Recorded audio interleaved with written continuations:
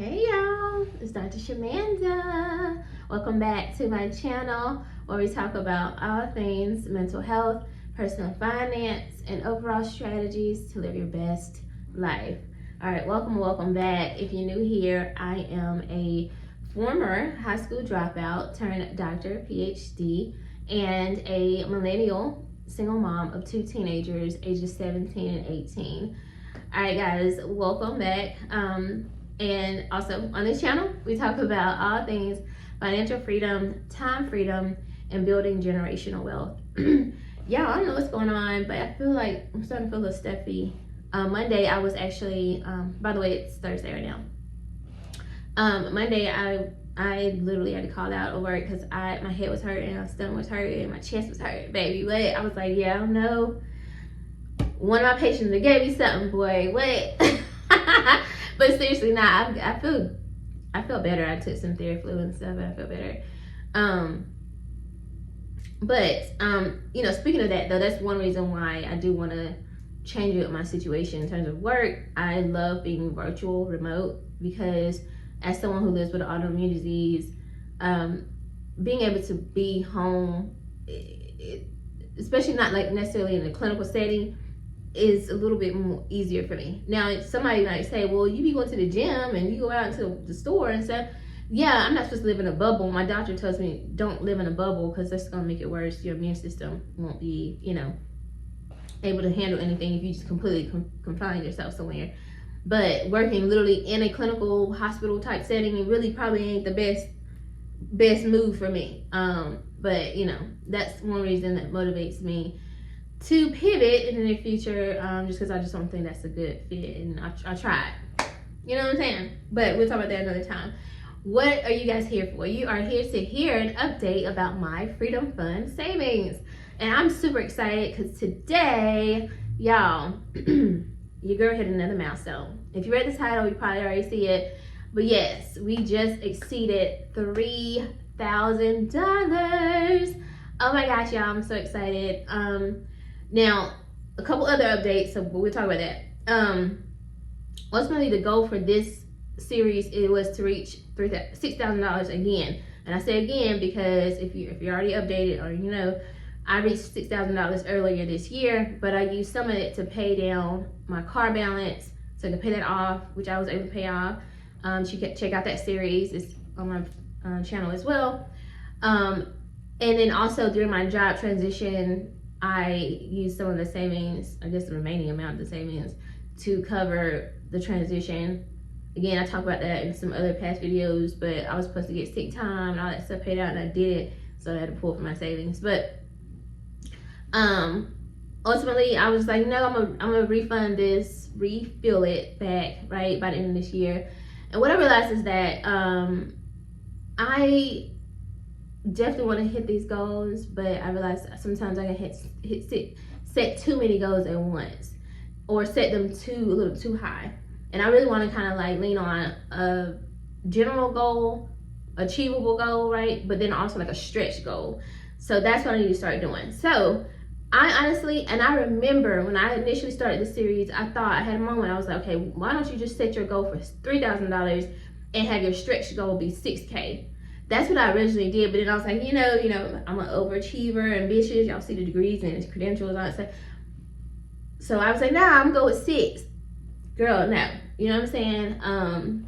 So technically I have finished my real goal, the goal that I really initially thought to set out to do, which I should have stuck with, which was $3,000 by the end of this year, because technically that means that between the $6,000 that I saved earlier this year and the $3,000 that I have now, I've saved $9,000 in the midst of paying off debt, investing, having over $50,000 invested, paying my mortgage, which is another debt, right, that I'm paying down. Like, y'all, and I paid off over $30-something thousand of debt this year, while also investing and saving. So listen, I'm like, girl, celebrate yourself and stop being extra, be for real. And let go of the anxiety of like having this timeline or rushing. Like, no, enjoy the journey. And that's one thing I'm learning on my financial fast, which we'll talk about that. I'm actually, today makes halfway through it. It's 21 days. Yeah. So We'll definitely talk about that in another video once I'm completed with that next week. I think it's next week, yeah. Or week after, maybe. I'm not sure. But anyway, so I'm excited though and I'm grateful. So let's look at it. I was able to, you guys know I do EAP counseling for a provider, like a platform. It's 100% self-employed work as a therapist. I do that, and then also I'm part of a group practice, which when I tell y'all, baby, this financial fast is eating, because I set a goal to have a certain number of clients in my private group practice under my caseload, like that come to me directly. I literally got like one slot left, and I kid you not, like I'm like, okay, God, I see you, like for real. So I'm so grateful. But this paycheck right here that I was able to transfer is just from the weekend. Like literally, I see like a few patients like once a week, like one day on weekends. Just like a few patients or whatever through that platform is EAP. And so by transfer after, I also have to like put aside money for taxes and my profit first account as well, and then my operational expenses. So after I did that, I had $484 to transfer to my savings, and I transferred that to my savings today, which brought my new total to $3,000. You should see a screenshot here. $3,004.64. And I feel so happy about that, y'all. I know it's not the $6,000 I originally wanted to focus on for the end of this year, but for me that feels good. Like that's almost like a whole month's worth of living expenses for me, to be honest. Like I'll say 4,000 is really my main number, but like you see how close I am to that. So here's the thing. This is what we're gonna do. We're going to go into. I'm gonna pause it for the rest of this year. Obviously, I got a few more weeks left for this year, God willing.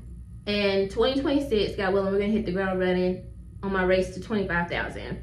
Now I've been talking about that for a while now. That is my goal. I really want to have that. That gives me about 6 months worth of living expenses, and that feels really safe and secure for me. And so that's what I want to focus on. So if we look at the $25,000 goal, then my new remaining balance to reach is $21,995.36.